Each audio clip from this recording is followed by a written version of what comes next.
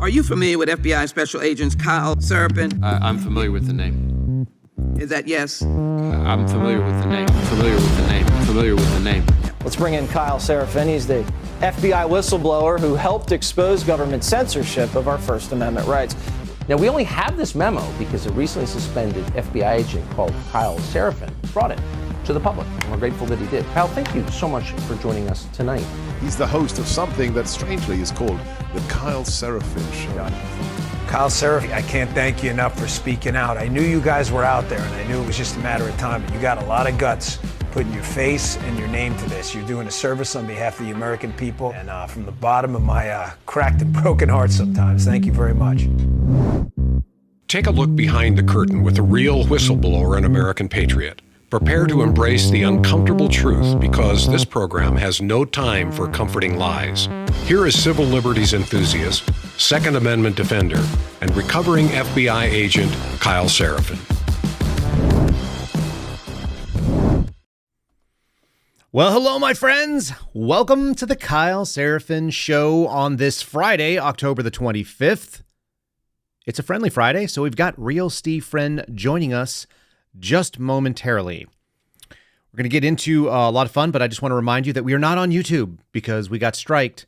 We got struck, and we were removed because I put an AI-generated picture of Kamala Harris at the Satanic Temple, which I'm fully confident she would accept and she would go and do because she's not a Christian, regardless of what she says. It's really awkward, actually, when I hear her talk about it. I'm not going to cringe you with that, but there are unlimited videos right now circulating the internet of her talking about her pastor and praying, and we all sort of believe otherwise. Anyhow, we got removed because you're not allowed to put a picture, AI generated, that doesn't even look like Kamala Harris with a pentagram in the background on YouTube. That's pretty wild stuff. They're going to adjudicate what is not and what is appropriate in the satire realm. So they are very, very aggressive. And J.D. Vance said it. The most important thing that he thinks is going on is about censorship. He said it the other day. I think that's going to be an interesting topic. We're going to bring on Steve in one sec. Before we do, let me say thanks to my buddies at the Patriot Cooler Company. It's patriotcoolers.com. I have not one, but two Patriot Coolers sitting on my desk right now. I just finished this one off. This was water, and that's important. I've got this one ready to go. Two different tumblers. They're both engraved with suspendable stuff. You can get your own at patriotcoolers.com. Use the promo code KYLE. That's how you're going to make that happen. You're going to save 10%. You'll get free shipping if you spend $50 or more. And if you're curious, you can always look in the show description and get a link directly to our little private collection. They're pre-set up with an engraved badge or a flag upside down, the Betsy Ross Suspendables flag. And if you're interested in having one of those on your merch, on your daily tumbler that you're drinking water or coffee out of, then you can set that up as well. So go ahead and check them out. patriotcoolers.com. Highly recommend them. They've been our sponsor for quite a while now. And more importantly, I used them long before I ever had a podcast, long before I ever thought about monetizing anything. These were my people. I was using them on surveillance while I was working for the Bureau. That is what I've got to say about that. Here's my buddy, Steve Friend. Hey, bud. How you doing? There he is. I'm doing well on a Friday, and you're looking svelte and slim. It could be the black. I know it has that effect, but how is the diet going? Are you heavy on the Mad Hat jerky? And the bigger question that America needs to know is, are you going to survive National Pasta / National Breadstick Day? Is that what today is? Yeah. Every day is bread day in my house. My wife is an outstanding baker. She bakes sourdough stuff. And then for some reason she decided, well, not for some reason, but for the normal reason, she made muffins for our neighbors who just moved in across the street, brought them muffins, and then they responded by filling the tin or the little carrier with cookies and brought that back. So it's been a nonstop, like, temptation fest. I'm going strong. I'm an extremer. You know, I don't do anything halfway. I got on the scale this morning and I'm a full 7.8 pounds below what I was a week ago. So that's not Goggins-esque. I'm here for it. I'm not really there for the weight loss, although it's an amusing number and metric to kind of keep track of. But I am there for the fitness, and by dropping mile times, maybe you and I was going to bring this up. I thought about it this morning. Maybe you and I do the Live Strong Marathon in Austin in February. I'll do like the half with you if you want to run a half. You want to run a half? I do a half every day. Yeah, I know you do. I'm just saying, do you want to run the half with me and we don't even have to. Here's my favorite thing. I don't like to sign up. I just like to go and stand right next to the start line, and when everyone's running, then I just jump in with a running group that seems right. Just freeload a half marathon. I mean, you don't need a $25 free T-shirt. That's great. I don't need the T-shirt. I went one time. What year was it? Probably 2013 or maybe 2013 or 2014. I ran it with my buddy who was a physician. He signed up and paid. I waited by the start line. He came in. I just jumped down next to him and we jogged. I kind of paced him out. And I got interviewed. I was in the pictures from the official coverage of the race as much as the winner of the race because I ran with a rucksack on because I'm a loony and I just gotten out of the military, so I was feeling pretty tough. And I had a huge 6 foot by 4 foot American flag on a massive flagpole and a couple of side flags. And so they came and interviewed me and they asked me questions and I lied about my name and I lied about what branch of the service I was in because I wasn't going to give them anything because you lie to the media when given an opportunity. That's what you do. That's always what you do. Doesn't matter if it's local or national, just misrepresent the facts. I mean, they're used to that anyway, so nothing they report's going to be accurate. Yes. Now, you're kind of a weird dude because you hit me up and you asked me if I covered the Kamala Harris town hall the other day. Can you tell people why you were disappointed that I already had covered it, at least in some fashion?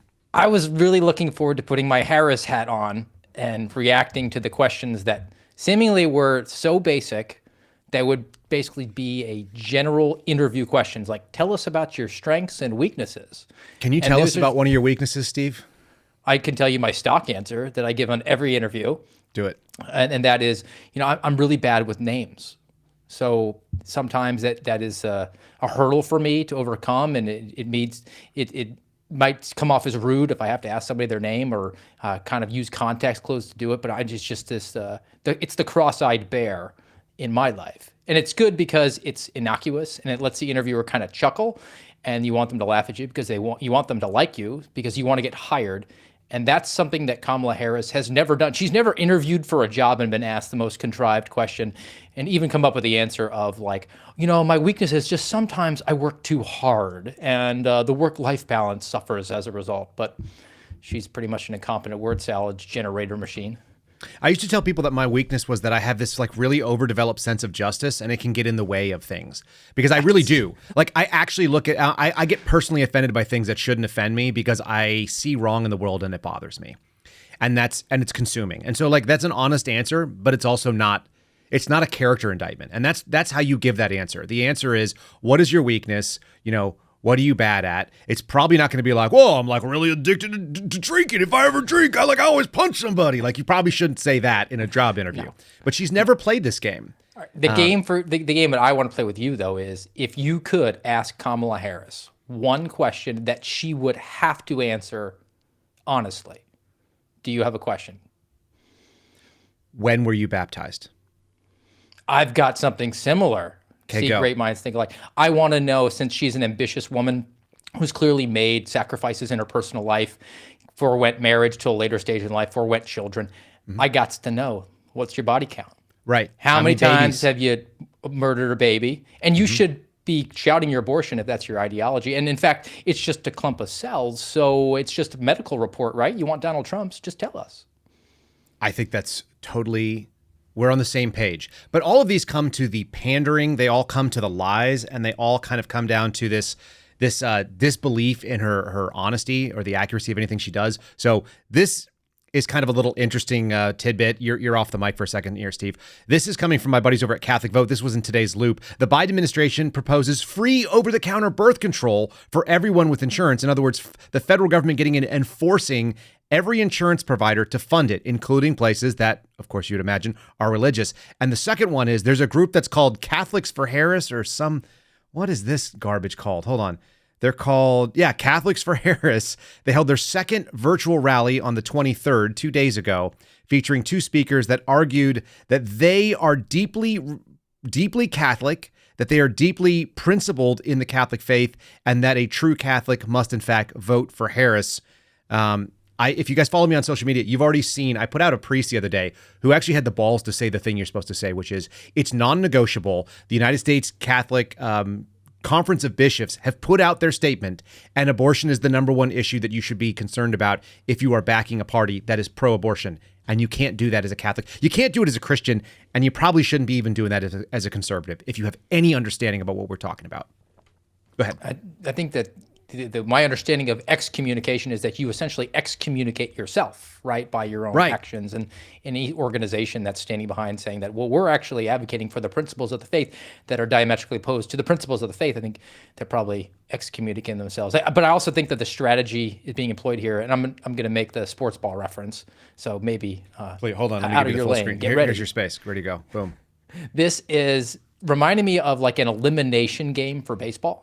So the Kamala Harris got inserted so late in the game that she hasn't been able to have this long general election campaign where she can try one strategy, and if it doesn't work, she can sort of maneuver around it and pivot in a more fluid way. Instead, it's the elimination game, right? You throw the pitcher out there, he gives up a base hit and goes 3-0 on the next batter. You can't afford it. You got to yank him. You can't afford to lose this game. That's why they went joy. Oh, that didn't work.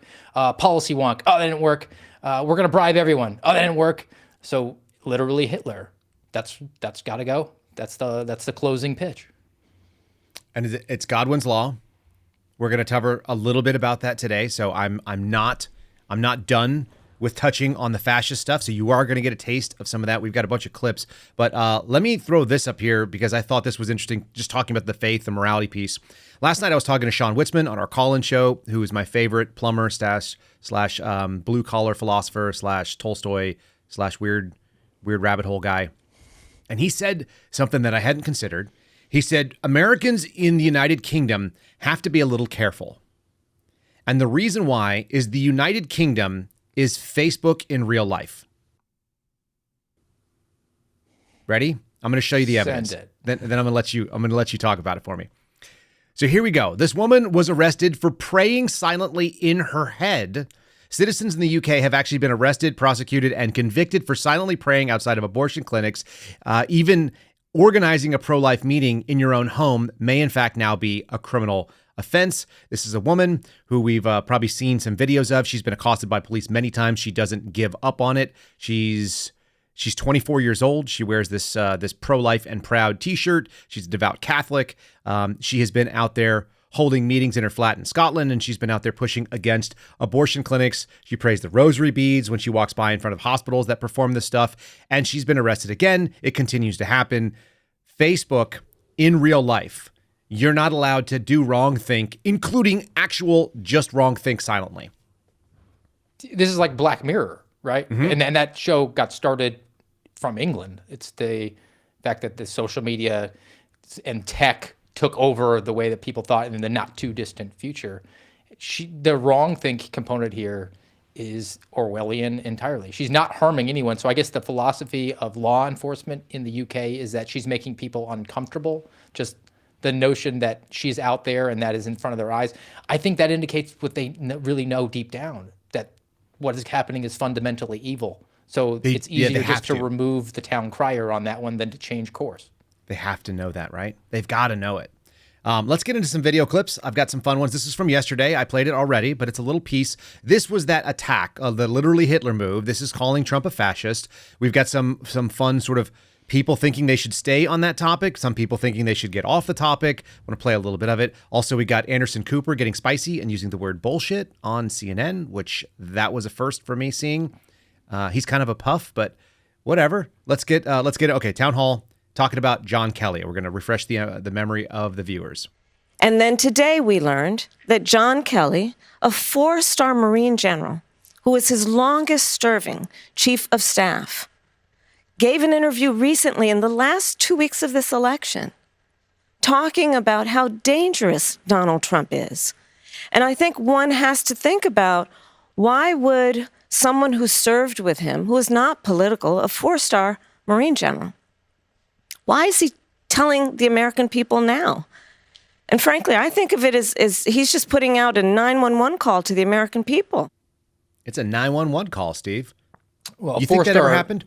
4 stars are what we call political generals. So any sort of notion that that's an apolitical person. And he has an axe to grind against Donald Trump. So take that with a grain of salt, anything you said there. But do you think that it's really an appeal happened? to authority, right? That's supposed to say, we love the troops. And whatever the troops say could be, it doesn't matter. It could be that we're going to throw babies into the fires to Moloch. Well, the troops said it. We got to back the troops. And that's just the closing argument. And she doesn't have anything there. I mean, this ultimately, it was going to come to this. This is the break glass in case of emergency. Go to Hitler? Yes. It's so silly. And I mean, but if you're having to make this too. pitch, does it this early, 2 weeks out? I think they're in a little bit of a panic mode. They might be within the margin of cheating now. You think there was cheating or not cheating in 2020? I never put you on the spot on that one before. Yes. Well, I mean, we know that there was even just fundamentally with the way that the mail-ins went. I mean, you could say anything about like the pipe broke and the Dominion machines and we're going to release the Kraken. I'm just saying that we allowed mail-in ballots and then said it was the safest, most secure election. And they said it over and over and over again, when by definition, that means that it's not safe and secure because there's no chain of custody. So that to me means that it was a completely untested way we could do it. Plus, we live in the most advanced civilization ever in the history of the planet. And it took weeks to count votes. And we're going to do the exact same thing. We're going to run it back in Arizona. Phoenix, Maricopa County's like, oh, it'll take us 13 days to count it. Yeah. Just enough time for us to get the printing presses on board if we need to withstand a forensic ballot audit. Here is Nick Ayers. He was a chief of staff, I believe, with Donald Trump. He's just saying that there's no way that John Kelly would have done this, and all of his proofs sound very reasonable. Also, I'm reading his body language, and he just looks really casual. Sometimes when people are just like, this is bullshit, which is the title of today's show, when they say it and they know that the facts are on their side, you don't have to oversell it. I don't think he does. I actually think he debunks this really well. So Fox News doing a decent job bringing this on. We'll play this real quick. Nick Ayers, pictured here with President Trump and Kelly during his service. You see him in between Mike Pence and General Kelly there in that picture on the left-hand side. He posted this to X yesterday, quote, I have avoided commenting on intra-staff leaks or rumors or even lies as it relates to my time at the White House. But General Kelly's comments regarding President Trump are too egregious to ignore. I was with each of them more than most, and his commentary is patently false, he writes. And Nick Ayers joins me now. Nick, welcome. Good to have you on the show. Thank you for being here. Thank you, Martha. We noticed this when it was posted yesterday. So tell me, why have you decided to speak out? Well, I know the president personally, Martha. He is my friend. I know his heart. And this unequivocally did not happen. Full stop. John Kelly was never too shy to point out to senior staff when he differed with the president, often behind President Trump's back. So I can assure you, had those comments been made, the national media would have known, all of us would have known instantly. Moreover, he was, rarely ever alone with the president. Usually Governor Sanders, then White House Press Secretary Sarah Sanders, or the staff secretary or other national security officials, or myself, among many others, we were all together. So I'm saying with certainty, this did not happen. This is only being espoused because John Kelly's candidate is losing, and she's losing badly. They're desperate to change the subject from a wide open border, which has wreaked havoc in our major cities and on college campuses. It led tragically and awfully to the death of an innocent young female Georgian out in Athens, murdered by someone who walked freely across our southern border. So that's a pretty good taste of it. What do you make of his debunk statements? Credible? Yes, but it's also coming from the former advisor, chief of staff to Mike Pence. It's the most Mike Pence way to go about doing this, where we're going to actually take the absurd allegation and then have to respond to it and present the facts on the evidence, where you should just say, like, you're not for prime time, really, and just laugh it off. That, to me, would be the appropriate thing. Be like, whoever asked me about this, you're a joke, as is this allegation. And you could even say, like, as is former chief of staff Kelly, he's a joke. Next question. That's what I want. I do like that he said that if it had happened, we would have known about it instantly. I think that's really funny and telling. And I actually, you remember the Trump administration had a lot of people within it that were really upset all the time. They were just writing constantly, books. Yeah, while working there. Okay, so I've got an article that came from MSNBC that I'm going to cover real quick. So here it is. Trump says he only hires the best people. This is written today by Ali Velshi. And apparently we're going to have to go back to 2015 when he actually said that. I'm not sure he's made that claim ever since, because clearly that's been a little bit of a difficulty. But this is something that I found very interesting. Trump's White House saw a higher turnover of staff, cabinet secretaries, and senior ranking officials than every president since at least Ronald Reagan, according to Brookings, since the 1980s. And more cabinet officials left their posts under Trump than under Bill Clinton, under George W. Bush, Barack Obama, and Joe Biden combined. The thing they didn't mention is how many people have turned over in Kamala Harris's. We've heard like upwards of 60 or 75% turning over in her office. So she's not the president, but she also has a hard time keeping staff, it turns out. Every time they punch something at Trump, it almost always is at least as true about the opponent at this point. And also, I think the numbers are sort of juked because of all the people that fled after January 6th. Like in the last 2 weeks of his administration, that's true. They all resigned from high-level positions. So you had interims in almost every single agency. So they just took those stats in the last 2 weeks and said, look, it's more than all these combined. It's like, well, he was a lame duck president at that point. They'd certified the election. And then there was this talking point going around that he could be an insurrectionist, and those people who are political animals and have aspirations to serve in government in the future were just looking around saying, all right, want to jump off the ship, let's go with all the other rats. That's right. Yeah, no sinking ship stuff. Here's another little funny version. This is juking numbers and playing with them. I don't know what's more important, thinking that somebody is a fascist if you're a Democrat and you already hate Donald Trump, or the fact that a ton of people think that pandering is happening. So let me throw this on the screen here, and then I've got a ton more fun clips, so we'll just kind of get the paperwork out of the way up front. Half of Americans see Donald Trump as a fascist. This is according to highly credible news from, where is this? ABC. Very important stuff. This is the paragraph I wanted to actually focus in on. It says, half the country sees former President Donald Trump as a fascist, identifying concerns raised in recent days by Vice President Kamala Harris and past members of Donald Trump's own administration, blah, blah, blah. Nearly 2/3 of people say that Trump often departs from the truth. Again, more so than say about Harris. They say about half, it's about 49%, say that Donald Trump is in fact a fascist. But they buried it in paragraph 2. Harris gets more criticism than Trump for pandering for votes by promoting policies she doesn't intend to carry out, underscoring challenges for both candidates. There were good people on both sides, apparently. Her problem is pandering, which I think is far more offensive than people who hate you already thinking that you're a fascist. As I said, the 49%. So you're saying that everyone who's going to vote for Kamala Harris thinks that her opponent is a fascist? Yeah, which moves the needle how far? How far does that move the needle? Well, anybody who's really tracking on ABC is already kind of, you can take them for granted that what they're going to do. So it's a cannibalizing their own tribe at that point. Yep. But the pandering to me, it's pander bear season, right? Wabbit season, duck season. Now it's pander bear season. Pander bear.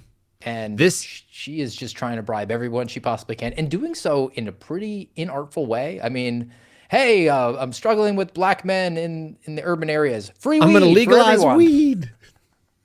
It's so racist. It's stupid. Okay, here's Charlemagne, thinking about racist and stupid, who says he made fun of Laura Trump for saying that her father-in-law is not racist.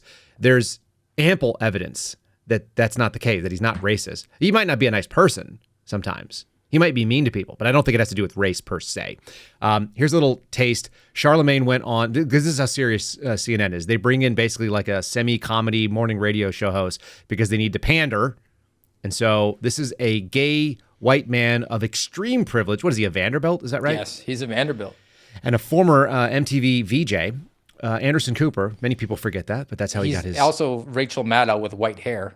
He's Rachel Maddow as a less masculine man.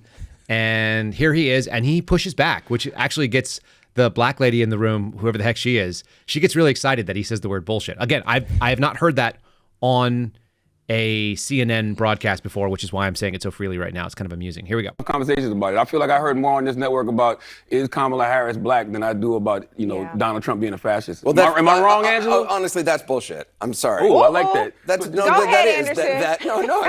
I'm not. Look, I'm a huge fan of yours. Okay. But to say that we're sitting around discussing is Kamala Harris black, like Oh, I mean, I've seen that. I've seen those that's roundtable definitely discussions on. a lot. Now That's that's true. bullshit, Anderson. For you to say that y'all don't have those conversations. I've never asked somebody is. Oh, I'm not saying Kamala you. Harris I said Not the you. network. He said the network. He I did don't say think the anyone network. I don't think any anchor on this network has been going around saying, is she black? Y'all never It's had definitely. It's definitely we have been. had. Look, I'm sure we have had, nutty people or people who have strongly held beliefs who I may disagree with, who somewhere on some panel have said something, but Yeah. I will just But speak even- up for what I do on the show. I do believe it's important to get people different viewpoints as long as they're willing to have a legitimate conversation. What I But don't like is- are surrogates who come out and just spout talking points that. They don't like the talking point surrogates, even though they bring on talking point That's all they surrogates. do. He's literally talking I like to a to talking have lots point. of opinions as long as they all assert my belief system. Yeah, And that's the what- I'm a big fan of yours, Charlemagne. Is that like saying you can't criticize me because I have a black friend? I think that's what he did. I'm fairly Do confident you think that's what that that Anderson Cooper listens to Charlemagne every day? Every day, yeah, for sure. I think he tapes it and he listens to the podcast whenever he's doing his rowing machine in his house or whatever.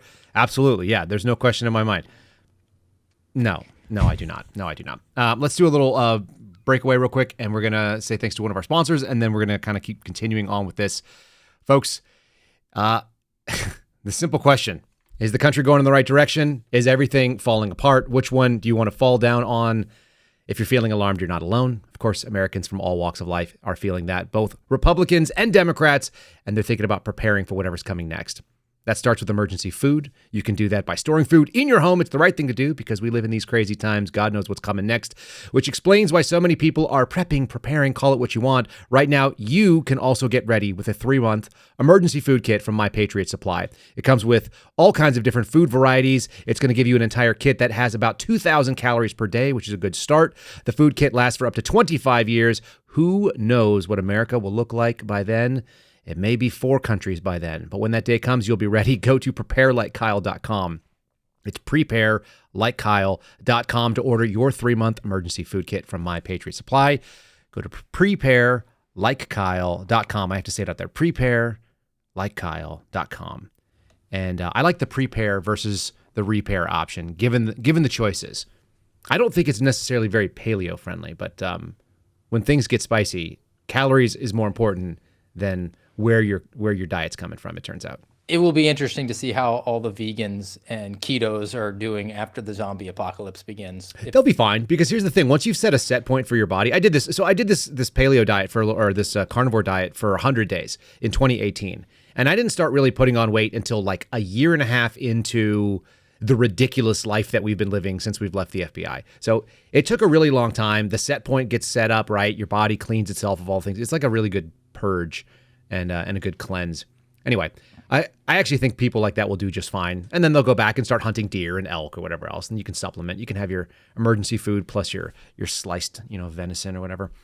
Let's keep going down on this. So CNN had some other funny moments. They're kind of interested in whether or not somebody should go on Joe Rogan. I would adore Kamala Harris's campaign agreeing to it, but there's no way. There's no way. That's never going to happen. So this was the question. This is because Donald Trump is actually he's coming into Austin today to tape Joe Rogan. So he's going to be down the street from me. That's kind of funny. There was some helicopters flying, whatever last night. People were speculating it was related to the Trump visit. So this is kind of a topic that's hit in the morning. You guys can look for Joe Rogan's podcast in a little bit. He's on Spotify. So are we now, including where our video is. Shameless plugs. Here's CNN talking about, should she have gone on there? Apparently Trump's is going to tape a thing with Joe Rogan. Do you think she should do that? I think that she should keep calling Donald Trump a fascist. And I think that Americans need to keep looking at the rhetoric of Donald Trump, because I don't know why we're even thinking about electing somebody who's talking about putting people in camps. I don't know why why we want to elect somebody who's talking about mass deportation. I don't know why we're having this conversation about somebody who wants to terminate the Constitution to overthrow the results of an election. Aren't we supposed to be a patriotic country? He goes on to talk about Colin Kaepernick right after that, but are we supposed to be a patriotic country? No, you dummy. No, we're supposed to be an American country. We're supposed to be a republic. Yes. I'm here for all the deportations. That would be fantastic. Dude. I'm curious about, do you think that maybe this was yet another mistake or maybe a strategy? Because it seems like Kamala Harris's people did the trial balloon of she might try to go on Joe Rogan and maybe never going to fall through on it. Did that pressure Donald Trump to then say, well, I'm going to go on Rogan, and then they're hoping he's going to put his foot in his mouth in an extended long-form conversation? There's no way that two people that basically operate in a comedy space are going to have a bad time on that. Joe Rogan's Rogan's going to be a really he's going to be a million times more relatable. He better have an to a bunch answer of for the vaccines. He better have an answer. Yeah, but otherwise, and he's going to screw it up. He'll screw it up. Let's be totally real about that. But he's done Andrew Schultz already, and that was actually a very enjoyable thing. Why? Because Andrew Schultz is hilarious, and his comedic little stylings there are hilarious. So he did Theo Vaughn, which was Theo Vaughn is hilarious. Trump was like way too straight on that one. I don't think he understood the sort of deadpan redneck comedy of guys who talk about doing cocaine out of their butt or whatever. He wasn't quite ready for that. He's just a little bit too old. But him on Rogan is what? He's 50-something years old? And he's in his 50s. He's a grown-up. He's got very good at Jim this. Bro audience that might be less inclined to actually get out the vote. And this is the way, I guess, because I've been railing on the fact that every single political campaign is only about women. This is a way of not saying it. We're going to try to appeal to men. And because men don't like you to say, we're appealing to you, we would just be just like, no, I don't want that. This is a way to maybe get around Don't pander that. to me, bro. Yeah. Well, listen, whenever you want to put someone out there to pander to the white dudes for Harris, you put this guy, Ian Sams, the glowworm. He went on Chris Hayes and was asked the question He's about a physical Rogan. specimen. Dude, he is really something, isn't he? Here we go. Enjoy. Can I ask you about Rogan? Was there a Rogan invite to the vice president that was turned down? Is it something you would consider doing, given the size of that audience and given that a lot of the folks that Trump seems to be targeting might be listening to that? Well, yeah, I think that the vice president's happy to go anywhere and any place to talk to a broad segment of the country. We talked with Rogan and his team about the podcast. Unfortunately, it isn't going to work out right now because of the scheduling of this period of the campaign. It's just the scheduling. It's just a schedule. I don't want to go on the largest podcast in the planet, or at least No. in America. No. We had to prepare for 2 days to go on NBC for a puff softball interview. That guy is a meek bottom.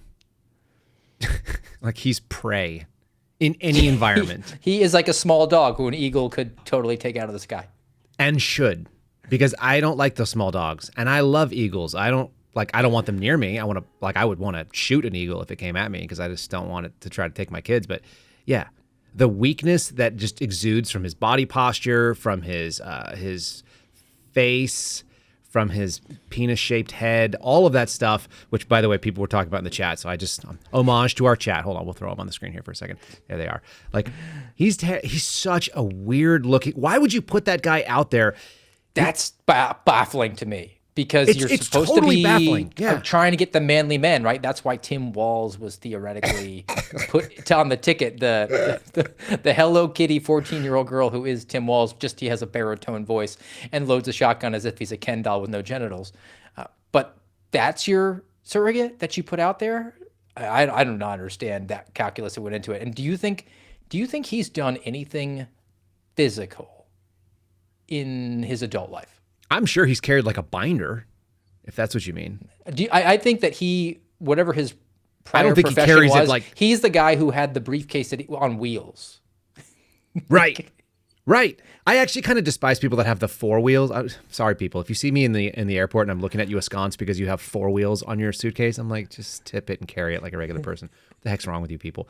Wheeling like I just like, dude, I carry a backpack most of the time. I put 80 pounds on my back and walk around just to be weird, because I think that being a man equals being able to do physical things in case somebody needs a pickle jar opened or whatever. Because I understand I'm that undefeated against all jars. People in charge are supposed to be of a certain level of intellect. The guy might be high IQ. I don't know. It doesn't really prove it to me in that conversation he has Correct. there. But there is a base appeal to having somebody has a callus on their hands from doing something other than typing. Yes. And amusingly, the attempt is to just paint Trump as fascist, which we talked about. A lot of people see that being maybe true, but they also think that pandering is a thing. The people that are already in for Donald Trump are never going to be like, well, if someone said he's a fascist, if John Kelly said it, so here you go, making the argument. This is one of those things that Anderson Cooper probably hates, people who have opinions that are diverse, but also not his. Here's, what's his name? I think his name is Shermichael Singleton. If I could chime in, a lot of this stuff, hell, I've been discussing this for over a year now on this network. The needle hasn't necessarily moved against a former president. I'm just speaking as a strategist here. There's a reason this race is tied neck and neck. Now, perhaps some people may dismiss it. Perhaps there are other priorities that people are more concerned about. But clearly, that message alone isn't resonating with enough voters to give Vice President Harris a comfortable lead in this race to be able to say, I have this in the bag. But she see, doesn't for a reason. But see, it's not that message alone. This isn't the only thing that she's talking about. One of the things that I thought was so brilliant tell last us what night she at is the talking town about, hall, 'cause- I will tell you what she's 'cause I talking don't know. about. I listen, I couldn't understand Well, then anything. you're not listening very well. trying to. Last night, what she... If I could chime in. He's like, please, try to explain it to, because she doesn't do a good job explaining. Again, I've got the evidence, which I make the argument. It doesn't move. They're saying it on CNN. This is actually the real piece here. You have any reflection on that little mix-up? Just that his commentary, being a political strategist, was, well, it's neck and neck, and she doesn't have it to say that this is in the bag. So it's from the perspective of she should be winning, or at least winning more comfortably. That's what CNN is presenting, not the fact that neck and neck means that either side can win. Well, and for whatever it's worth, Shermichael's a Republican strategist, so he's kind of like the voice of sanity there, which is interesting. And then you heard, I think his name is David Urban. And I was like, yes, please tell us, what the heck is this lady saying? Because when you listen to the word salad, it's not always obvious. This is where the rubber meets the road. Like regular dude with a gaming headset sitting in his basement, or in his bedroom with his bed in the background, which is ill-advised when you're on a Zoom call. They did a Zoom call in Pennsylvania, which is a swing state. And they did a Zoom call of undecided voters. Where are you at? And you're going to be shocked. Godwin's law at play, including the corollary that I discussed yesterday, which is that if you eventually all things go down to calling someone Hitler, but when you call someone Hitler, you've lost the argument. You've basically surrendered the high ground. So here we go. I can't. I think part of the reason why I'm being pushed towards Trump so strongly is that I find that the Democrats and the left just keep going straight to Hitler all of the time with everything, like it. And if it's not the left pushing Hitler, it's the right pushing Stalin. So it's like we're fighting World War II every single day for every single election. So it's so exhausting. I think it just detracts from, it pushes me away from their position, and it's so hyperbolic that it makes it impossible to have good discussions. And I think it ruins the discourse. Does anybody think it's valuable or something you want to hear from the vice president? Anybody? Raise your hand if you think this is something that's important for her to be talking about. Anybody? 0 out of 9. The swing voter, he was articulating the exact, what we see when we see the glowworm up there. Not a shred of principle at all. I'm a swing voter. I'm just going to walk squarely down the middle of the road. I can't take a position on this. It's just too hard to, do we take away all the guns or not? I mean, it's a coin flip to me. I can't make up a decision. Do we murder all the babies or not? I don't know. It's just too difficult. Like, that's not a person. That's not a real construct. Okay. The only undecided voters are people who probably share values with one candidate, but are just not decided to vote. It's the undecided if I'm going to vote voter. I tend to agree with you. But that doesn't stop the shaming, which can happen, which is some of my favorite work. Let's see here. I've got a couple other little funny things. John Meacham is a presidential historian, so we're told. I don't know how presidentially, historically he is, but he said that we're actually not doing a referendum on any of these people. We're actually doing a referendum on ourselves. This is like the argument that when you disrespect Dre, you disrespect yourself. I think this is like a straight out of Compton sort of argument. I don't know how this one flies, but here you go. Far left, MSNBC pitching that you're a piece of garbage if you like Donald Trump. Let's see where that moves. That only plays to their base. I don't know why. I guess that's what they do. Anyway, people are dumb. Here we go. That's exactly it. Vice President Harris isn't on trial here in the same way President Biden wasn't on trial when he was running. We are. The American people are on trial. And if we choose, if a sufficient number of us in a sufficient number of states choose to ignore the evidence that, as the Bible says, those with eyes to see and ears to hear can detect, then there's we have no excuse. We might have an explanation, which is that for a series of reasons, people are not holding the Republican Party and the nominee of that party to rational account.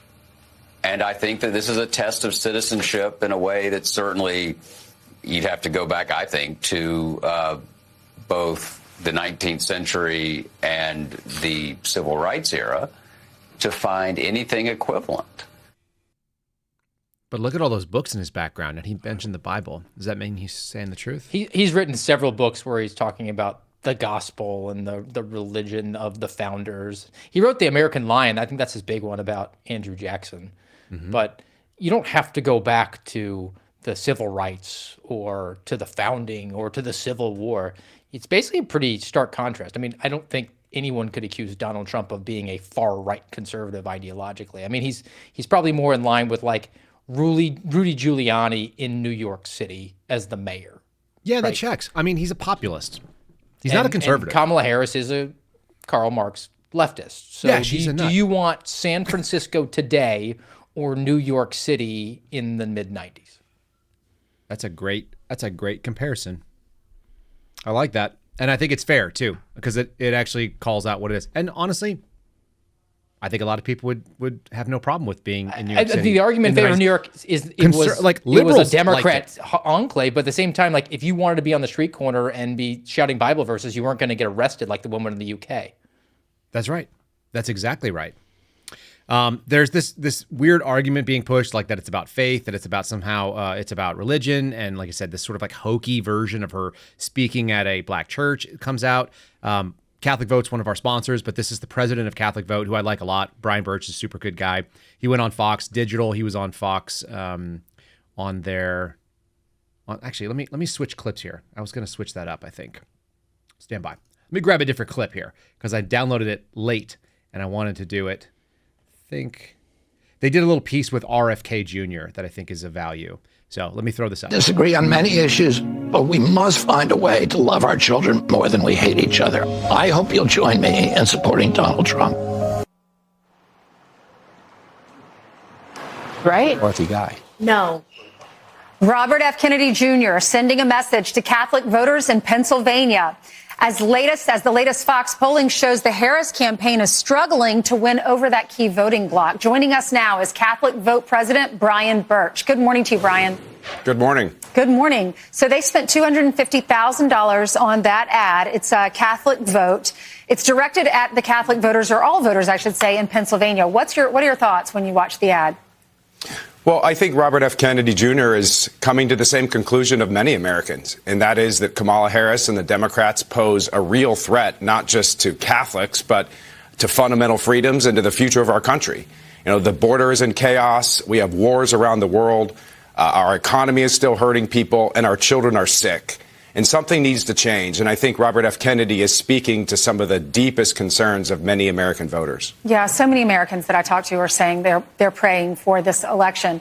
And it's a tale of two cities, really, when you see them on the campaign trail. When you hear Kamala Harris react to someone in the audience talking about how Christ is king, and J.D. Vance reacting to the same messaging, vastly different. Listen to, I think we have sound bites of both of those two rallies and how they reacted. Listen to this. All right, so we know what they said. We know how that works. J.D. Vance accepted. He said, you're absolutely right. And, of course, Kamala Harris said you're at the wrong rally, which is telling for someone that claims to be a Christian. Again, goes back to our question, how many babies have you killed? And when were you baptized? Which you claim to have been growing up in a church that was a black church somewhere in Oakland. And RFK, he's a different appeal. He's brought over a different base of people at RFK. He's a totally imperfect messenger as well. He's not a pro-life advocate. Correct. Or at least pro-life within the womb. I think he's pretty strong on vaccines and taking healthy care of foods. kids and health, yep. And he would use the levers of power within the government to give you like government food, which I'm not a big fan of, but I understand the sentiment at least behind it. I might disagree in the policy, but I think it comes from a place of compassion for people and for young lives. It's definitely a new coalition. The parties have realigned, so the Republicans are going to welcome in the RFK Jr. wing, the Tulsi Gabbard wing. The only question then is, are those people going to have access to power, or are they going to be kept sort of in their own little silo of lane that they can influence in a way that I think you and I would probably agree is a good thing, like RFK in charge of Health and Human Services. Okay, I don't hate that. Tulsi either. Gabbard trying to take away the administrative state or the intel state. Okay, but I don't want her anywhere near abortion policy or gun policy. Right. I don't trust her yet at all. And she's conservative, or she's a Republican now. She said you can be part of any party you want. It just doesn't make you conservative. They both kind of made that argument. So this is the thing that I like about my friends at Catholic Vote, because I think they're bright. I think they're willing to partner with people that get the message. They're pragmatic, which is the key. But they're very principled. So they're going to only associate with this guy on the messaging, which is that, we need to love our children more than we hate each other. I think that's a great message. I think it's a solid message. RFK ended that little piece they did with there. It's really funny. She mentioned about the ad buy. The ad buy, as far as I know, was done by Catholic Vote. So she was talking to the guy who actually did the ad buy on Fox. Fox has some really bad readers, don't they? Yeah, they just don't know they don't know what the hell they're doing. They're pretty though, I guess, if you're into like kind of ditzy blondes. End of the day, Brian Birch is a great messenger. And so anyway, for those of you that are wondering, you always associate with this group. How do you who are they? That's the guy behind the guy. He's the one who founded the organization. He's, a personal friend. We've gone and spoke together, and he's a regular dude. He's a smart dude. He lives in Chicago behind enemy lines in a lot of ways, but is from America, which is kind of nice. We actually went to this. We used to live in Dallas at the exact same time. He went to college when I was in middle school or high school, working through. Kind of an interesting little story there. But the other thing that brought up, because I was thinking about the guys over at Catholic Vote who are very pragmatic and very conservative and legitimately Catholic.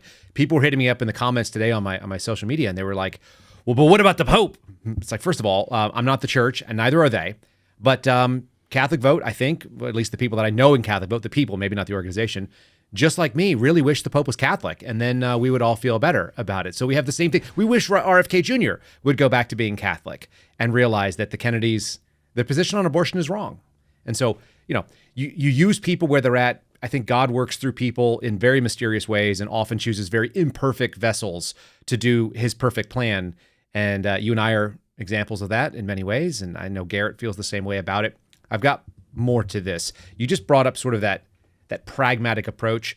I'm going to have you reflect on libertarians, while this lady who is, she really gets on my nerves. I hate liberal white ladies. They bug me. This lady thinks she's a conservative. Let's talk about that in a second. Let's play it first. Am I right to say there's a new breed of conservatives? I think I'm one of them. I'm not religious, though I have no issue with those that are. I am pro-gay rights because I feel like you should be able to love who you love. If you want to do your 420 stuff, by all means, go for it. As far as women controlling their own bodies, I feel like, for the most part, up until a certain point, they should have that right. I don't want men in the women's bathrooms. I don't want my daughters facing off against boys in sports. If you want to take a poke in the arm, by all means, go for it. Just don't make me do it. I am pro 2A. We love our pew-pews in this house. As far as border security is concerned, I think there needs to be a tight border, but I also think there needs to be an easier way to citizenship. For those that are law-abiding, that is. I am pro school choice. I think that should be left into the hands of the parents. Parents need to be in control of their kids' health care. If you are a transgender adult, I have zero issue with that, but leave the kids alone. Mental health is an epidemic, and it needs to be addressed. For the most part, I am very live and let live. If this resonates with you, comment and tell me where you're from. She's advocating basically the Dave Portnoy, and he's going to the left, right? So there's no plumb line there. Their major libertarian perspectives are, I want to live in the ability to live in absolute debauchery and not have any consequences for that, because I want to be supported in that regard, and I don't want to be judged for that because we can't have shame in our culture. I just want tax cuts with it, which the ultimate question is something you like to pose is, then what are you conserving? Mm-hmm. There's no ideology, there's no principles there. It's just the free market is good in itself just because. Even though the free market will produce whatever the demand is. The demand might be for child pornography. If you don't have moral sentiment, the second volume of that, then you're going to have absolute debauchery just with tax cuts, which is what she wants. What's weird is my friend Dexter Taylor, who is now in prison and serving time for exercising his Second Amendment rights, which pre-exist the government, he says it's an incomplete philosophy. This woman is talking about being a libertarian.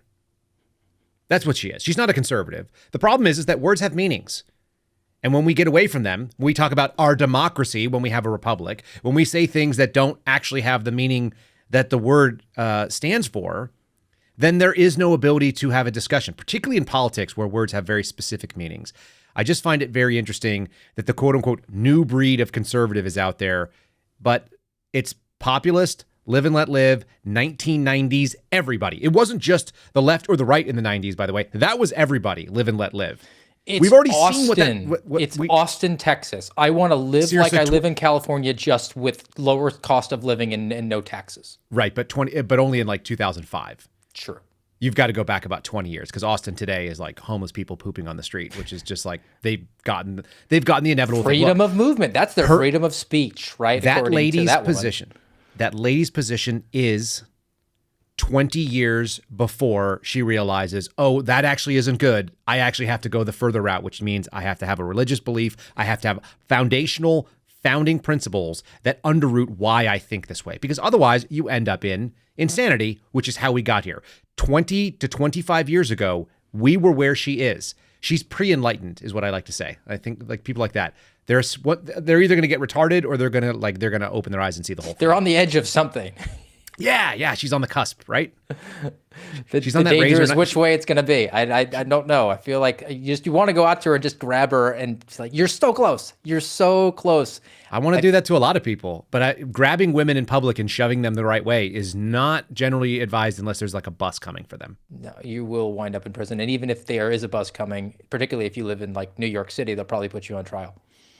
For sure, dude. Like, you can't just save people by smashing them. Some of the funniest things about the stuff that's going on right now is just how stupid. Like I said, we're utterly unserious. We have presidential surrogates going out like Barack Obama, guys who've already been in the office.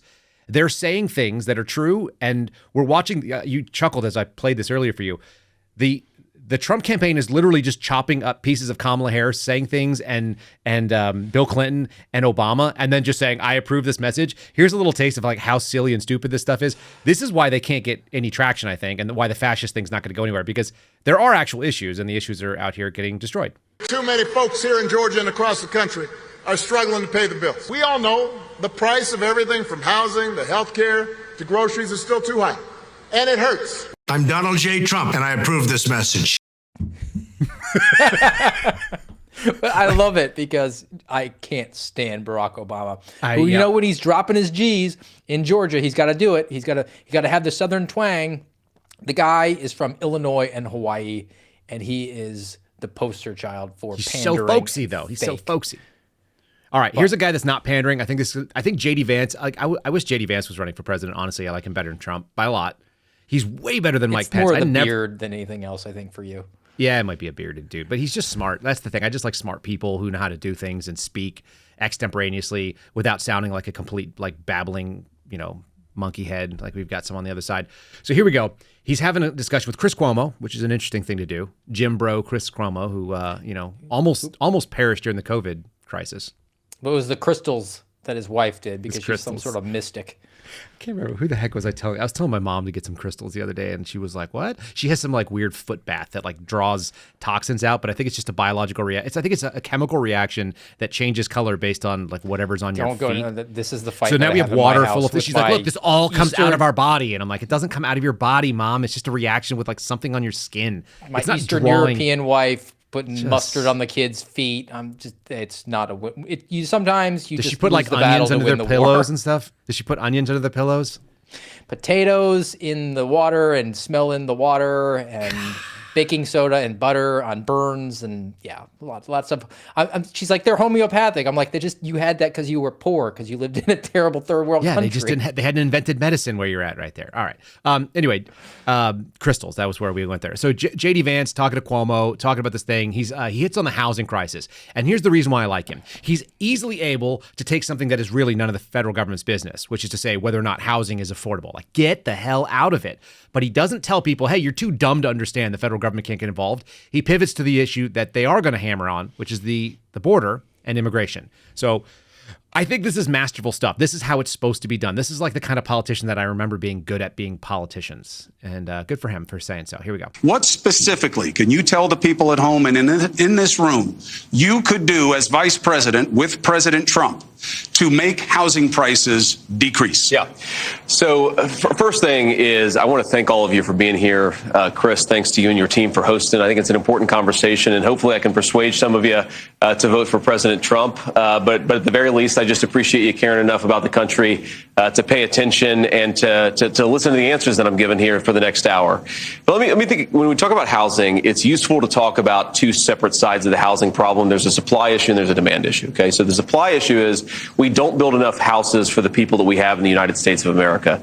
And there are complicated reasons why we don't do that, right? One is that energy prices are too high. So if we drill, baby drill, open up America's energy markets, lower the cost of energy, then we make it easier to build houses. There's also a lot of stuff that we do on the regulatory side, both at the state and the federal level, to make it harder to build homes. Organizations like NEPA, which make it harder for the United States to build. And I always remind people that our ancestors went to the moon with pocket calculators and slide rulers, and now our government makes it way too hard to build the homes that we need. Now, that's the supply side of it. I think most people actually agree with that. I think if you ask most Democrats, they'd probably agree with what I just said. What I'm going to say about the demand problem is a little bit more controversial, but I think it's just as important, which is that when you let 25 million illegal aliens, and I think that's the number that we have in our country right now, when you let those folks in your country at the level that we have, well, you got to put them somewhere, right? They have to live somewhere. And that means that those are homes that aren't going to American citizens. In other words, if you take a neighborhood and you add hundreds, or you take a city and you add tens of thousands, or you take a country and you add 25 million people competing against Americans for scarce homes, that's going to drive the cost of housing through the roof, too. There's more to it, but what do you think? He's the most effective surrogate within the Trump space because he's able to articulate complex ideas in a simple way, which means that he's the most advanced form of intellect, right? Like you have the simpleton, you have the person who's like really smart but can't explain it, and then you have the J.D. Vance types who can take a very complicated issue and break it down and explain it to the simple person. And that's why I think he's probably one of the most effective VP selections that I can ever remember for being the surrogate and the messenger for the campaign itself. Totally agree with that one. The other option is you could try to shame people and tell them they're uneducated and dumb, which is what cerebral and obnoxious publications like The Atlantic do. So not only is Trump literally Hitler, now we're going to talk about the fact that Latinos and blacks are just dumb and uneducated, and that's why they think that Trump is good. So this is another pitch. I don't know how it's going to work out for him, but let's just play it real quick. Sometimes you listen to these things and you go like, dude, don't put assholes on the screen if you think you're going to but I guess this is playing to their base, supposedly. But the sharpest divide in our politics today is education. It's whether you have a college degree or not. That is the likeliest determinant of whether you're going to vote Republican or Democratic. And that's why we're seeing larger numbers, and I met some of them in Western Pennsylvania, of Latinos and black voters who are moving toward Trump. So he's basically, the pitch is that you're dumb, so you're going to vote for my preferred candidate's rival, which is a bold strategy, Cotton. Let's see if it works out for them. However, I don't think too many Straight out of people our chat. Straight out of the chat. I don't think that a lot of people are reading The Atlantic in Western Pennsylvania because they're just too dumb, right? They're more worried about putting food on the table and see if they can get some overtime. Or, can they get out of the house that they're in and maybe upgrade because having another baby, they need a little bit more space. And wouldn't you know it, housing prices are through the roof. There's just nothing available.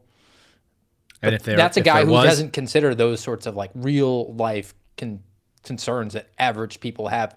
Most people are average. I know everybody thinks that they're a special snowflake. You're really not. Some of us are special snowflakes. You're a special snowflake, Steve. I am. Well, I have been told that by members of Congress who didn't call me again. Okay, here's I'm going to cut away from you. I'm going to show this because I think this is the last little piece. We got to continue. I keep showing evidence of this. You guys are seeing it. It's gross. The steal is pending. Here's how we know.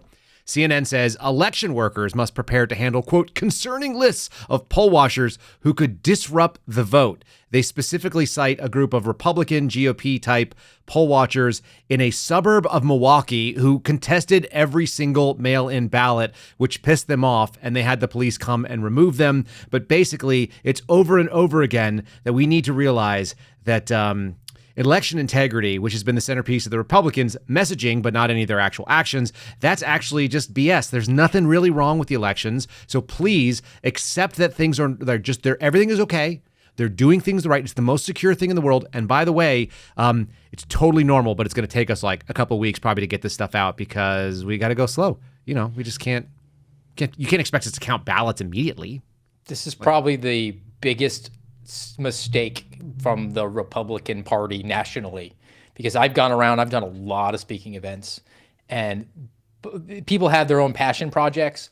For the most part, the biggest one that everyone is super fired up about across all these different states I've gone to is election integrity. There's an appetite for that. They could have appealed to those people and gotten them even more galvanized and set up an actual system or a strategy to go about doing it. But instead, they just sat back and thought, well, we'll just turn out the vote higher and probably win, because they're not really interested in fixing the problem, because Republicans aren't really interested in doing anything. They just get elected to be something. Luckily, Michigan's going to go ahead and message right up front that this is going to take a little while. This is the Secretary of State who handles their election.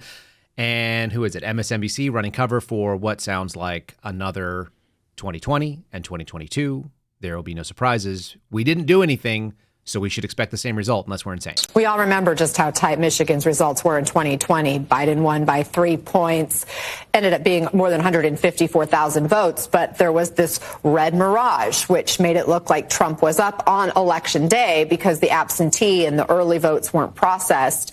Michigan changed its vote counting rules since then to start counting absentee ballots earlier. So how soon can we anticipate results this time around? Well, first of all, I would push back on the notion that a 154,000 vote difference is a close election. I mean, how do you make up in any recount situation for 154,000 votes? It's never been done. And that's why the Trump campaign did not even bother to request a recount, right? But what we've done since that time is we are allowing for early processing of the ballots. And that means that, it's not that the votes will be counted, it's that the ballots will be processed, several days early before the election, which should allow for election results to come back a little sooner. But I think it's important to note that not all communities have decided to pre-process. And in fact, the city of Warren, which is the third largest city in the state of Michigan, has elected not to pre-process. So results are not going to come in immediately after the election, but they should come in much quicker than before. We've already had 1.3 million absentee ballots that have been, received by their clerks. So I do see the results coming in faster than they have in the past as a result, but we all remember. She's an evil person, by the way. She's paired up. She paired up with the attorney general of that state to start and threaten prosecution against people for going online and saying, "Hey, just so you know, the polling location got moved." That's what's going on in Michigan, and you have Arizona, Maricopa County, that says 10 to 13 days after the election. That's Phoenix. That's one of the richest areas in the country. But we've made these things so complicated because in the gray allows for the frauds to happen, which is why I'm on your same line of thinking here. The fix is in. They just needed to have not a dementia human Roomba patient there to justify, because after seeing his performance in the debate, oh, come on, that guy got 80 million? Come on, give me a break. Well, I mean, the imaginary pumpkin measurer word salad manufacturer is an upgrade to that enough to be the transformational candidate because she broke the glass ceiling. That's going to be what we're here. We're going to be hearing about the Kamala back kid. Yeah, she's not even as good as Hillary, though. Let me throw this out there. We're gonna mention this because I got told the other day. ShieldArms.com is one of our affiliates, folks. If you guys want to go and get yourself armed, if you are not currently, if you want to upgrade your micro pistols, like Steve and I both carry the same size sort of Glock. I think he carries a 48 and I carry a 43. You can make 15 plus 1, plus you can add extensions on there. I don't know why I keep showing a pistol with a suppressor, but just so you know, as I do my podcast, I have a suppressed pistol sitting right next to me and a couple revolvers. That's just the dude I am. ShieldArms.com. Use the promo code Kyle, Kyle. I found out yesterday that the Shield Arms promo had expired. So if you've gone there, typed it in, and found out it wasn't working, and you were like, hey, screw this, Seraphin, I'm not buying anything here because your promo code doesn't work. I don't blame you. I'm the same way. Here's what's really interesting, Steve. I reached out to the folks there and I said, hey, dudes, my code expired. And they said some expletives. And they said, we're going to fix it. We're going to un-F it. And on top of that, we're going to move it up from 5% to 15%.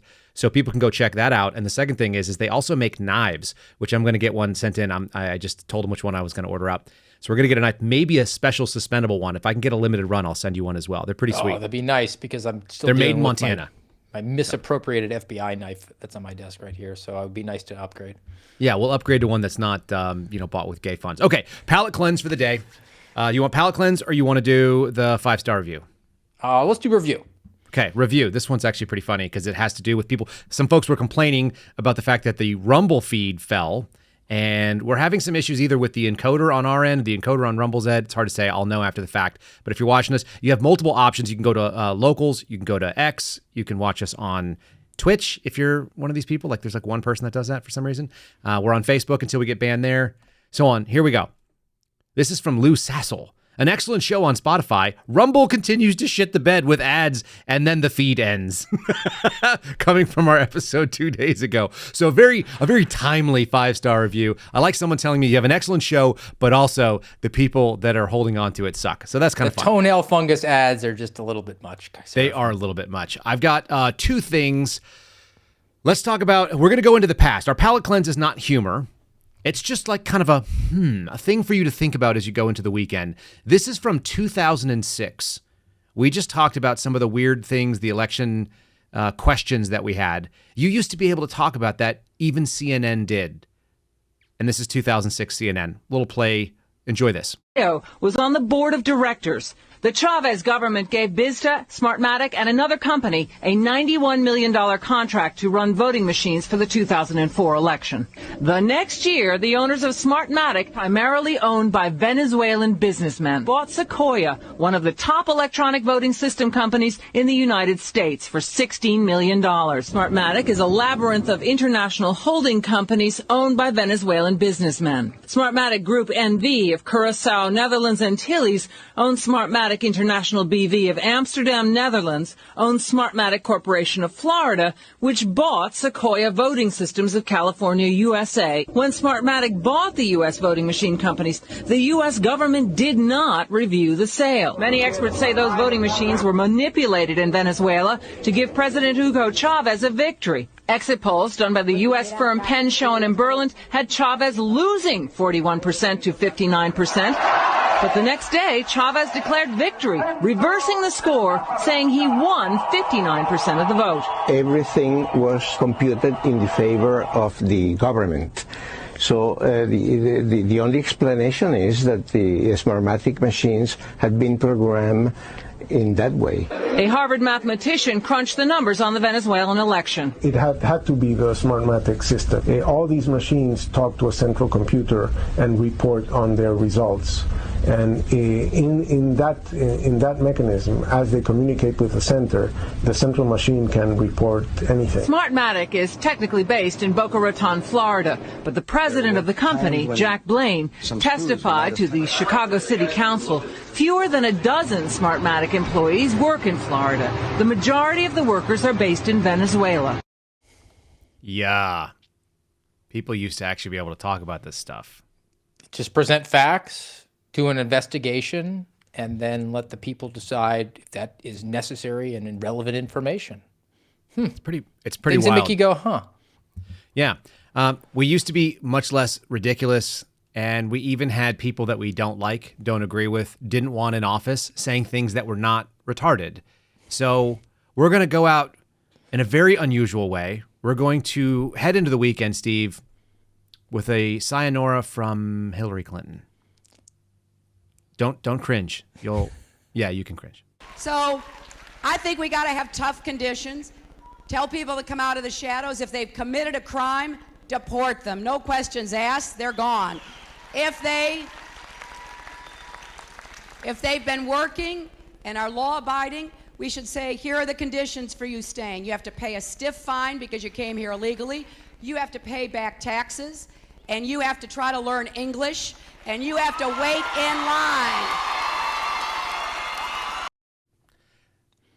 That sounds like she needs to put on a red hat, right? Bro. Immigration hardliner, Hillary Clinton. Running for Senate in New York. Yep. That's how far we've gone, and that's why that soft version of everybody can just do their own thing and live your own truth, and if you just want to be an adult and dress in a dress and you're a dude, and then you just want to enjoy that. And I like the pew-pews, though. I mean, like pew-pews. That is my most if that's on TikTok, I'll never be on TikTok because I'm never going to call it that. Because I'm not a homosexual, and I don't understand why you would do that if you're a heterosexual male. It's bizarre. In fact, I know most of the gay guys I know don't want to call it that either. It's too gay for them. No, it's only appropriate in Lego Batman because it's clearly it's hilarious in Lego Batman, though. Yes, it is. Yeah, actually. Which is a winner. Anybody who has not seen that, if that you've never seen kids, that is totally appropriate for adults. Bring kids around so that you can justify watching it and then giggle yourself to death because it is quite funny. Anyway, that wasn't that far ago. You and I were adults of voting age when Hillary Clinton was saying things like that, and that's how far this country has fallen. And anyway, that's my argument to you, that at this point, everything we're living in is bullshit because it used to be a disagreement about policy, and now we've just gone so far off the rails that we don't even make any bit of sense. Why don't you tell people what's coming up with the AMRAD? I'm going to give you the full screen here, and we'll say goodbye to everybody. Join us tomorrow for the American Radicals podcast on Rumble, rumble.com/AMRADpod. Garrett Boyle and I are going to be there noontime Eastern talking about the age of confusion, how we are putting a man in jail for killing someone who was raping his little girl, and contrasting that with elected officials who write strongly worded letters because they're uber mad that their healthcare is paying for abortion. So age of confusion, join us noontime on Rumble. And as always, guys, have a great weekend. Thanks, buddy. I really appreciate it. I hope you have a great weekend, too. We'll see everybody real soon. And thanks for jumping on with me this morning. Absolutely. All right, folks, that is it for today. Make sure if you're interested, you sign up with our Locals channel where we're going to put all of the articles that we put up there. I'll probably throw up some of these clips, especially the ones from Hillary Clinton, because isn't that something? KyleSerafin.com is where the Locals channel lives. It's KyleSerafin.com. You can be a paid subscriber. You can be an unpaid subscriber. But the paid subscribers get to call in and mess with us and whoever our guest is on Thursday evenings, which we did last night. If you guys want to go find that, had a nice time talking to my buddy Sean Vitzman. Yeah, we didn't get into the weirder stuff. He's got some weirder things that are pending, but I think he's going to wait until he's off probation, which is probably smart. That's all I got to say. Get off the social media. Go out there and meet your neighbors. Give your spouse a hug. Love your kids. Try to act like a regular person. Encourage people not to use the words wrong. There is a thing called conservative. If you're one of those and you listen to this show, then don't let other people fudge the definition. It's yours.